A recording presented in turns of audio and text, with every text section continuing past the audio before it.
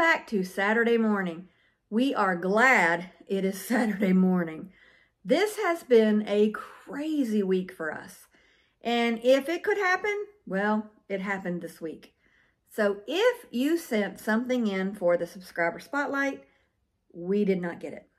We had a little computer glitch this week and, well, I'm not sure if we got something or if we didn't get anything, but whatever, if it got sent in, it did not come to us. Usually we get tons and tons of emails, and this week, not so much. And then we found out why. So we're trying to get the stuff we've lost and see what's going on. But if you sent something, please send it again because we didn't get it. And we will put it on next week if you send it. So that's that. And now with it being the first Saturday of the month, we need to do a block. We are working on that sampler quilt, and this week is the first Saturday of the month, so therefore we have a block to make. Let's go over to the cutting table and get started. Okay, the block we're going to make today is the traditional pinwheel. There's several ways you can do this, but the way we're going to do it is the traditional method of doing that. And you're going to need 2 sets of prints. You're going to need a background print, 2 squares, and a print for the pinwheel part of it. And that's the 2 squares too. And these are 7-inch squares. I'm going to take the white squares and I'm going to draw a line down corner to corner of one corner to the next. On both of these. That is not going to be my my sew line. It's going to be my cut line eventually. But right now, we're going to be sewing on either side of it. There's 2 ways you can do this. There's probably other ways too, but there's 2 ways you can do pinwheels. You could cut this square bigger and then sew all the way around all 4 squares completely, right sides together, all the way around it. And then cut a crisscross across it, and you have 4 half square triangles. But we're going to do it this way today, which is the other method of doing it, which is down 1/4 inch on each side of this line.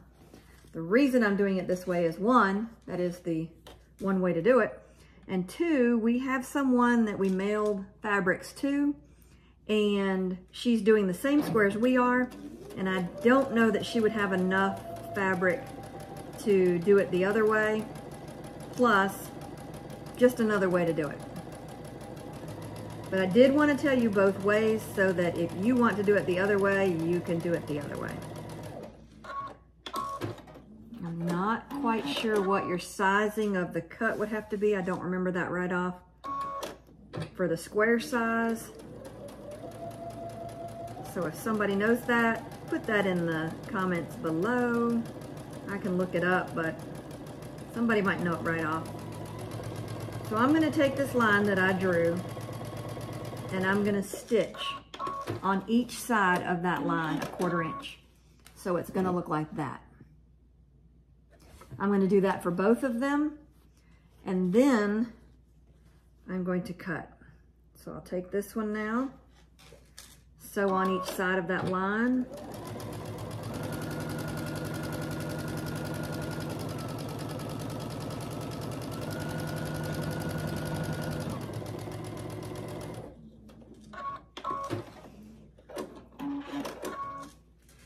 Flip it around and do the same thing on the other side of the line.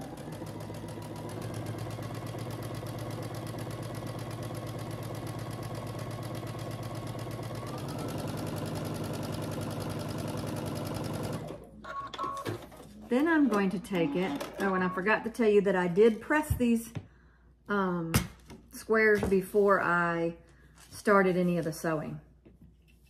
You don't have to, but it just gives a crisper, flatter cut and block, so I did. So I'm going to take this ruler and I'm going to put it on that line that we drew. Then I'm going to take my rotary cutter and I'm going to cut all the way down that line. I'm going to do that to both blocks. Line it up with the line we drew. Cut down that line. Close your rotary cutter so you don't cut yourself.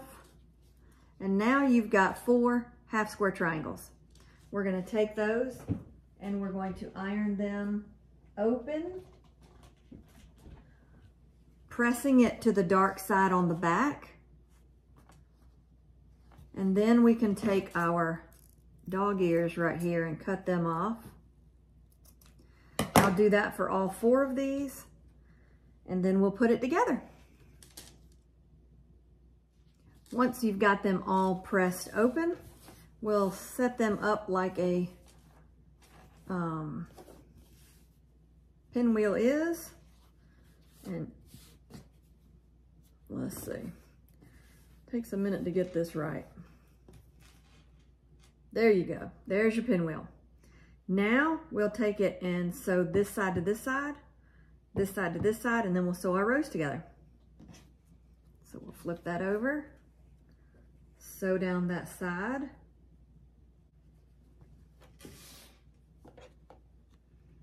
Make sure we've lined it up right.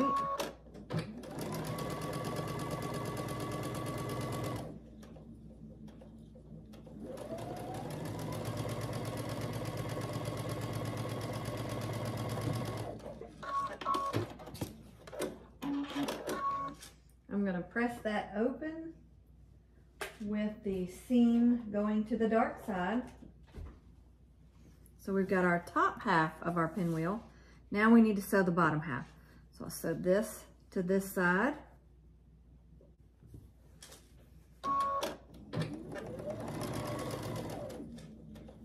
Make sure it's lined up right.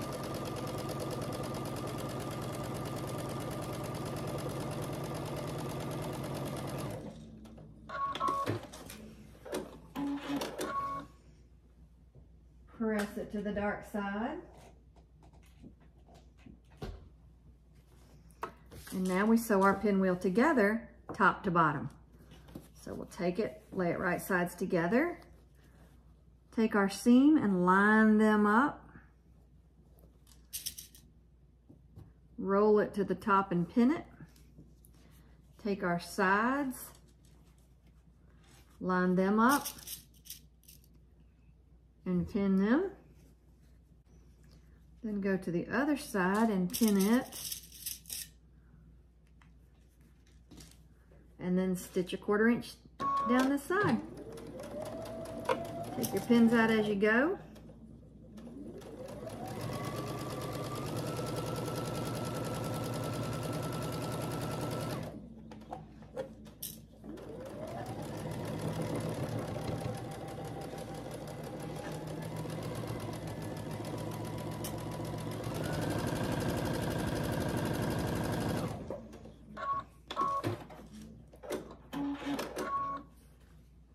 Then take that seam,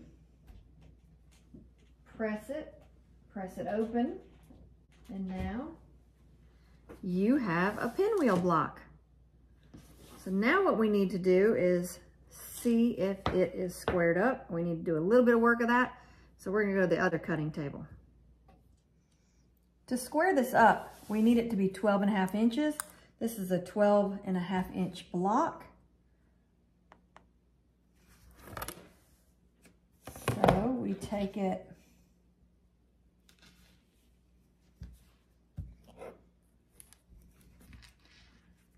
you can line it up on the cutting table, or you can line it up with your ruler.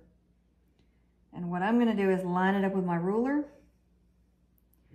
I'm taking this 45-degree angle right here and I'm lining it up with the seam going across this way. Then I'm going to go around and I'm going to cut these 2 sides. Take those shavings away. Then I'm going to take it and turn it 1 time, turn it 2 times, and line it up again with this seam going down that 45-degree angle on my ruler. This side and this side should line up, and it does. So then I'm gonna take this side, cut it, see if there's anything up there. There was not. Well, there's a little bit. And then what you end up with is a 12.5-inch block.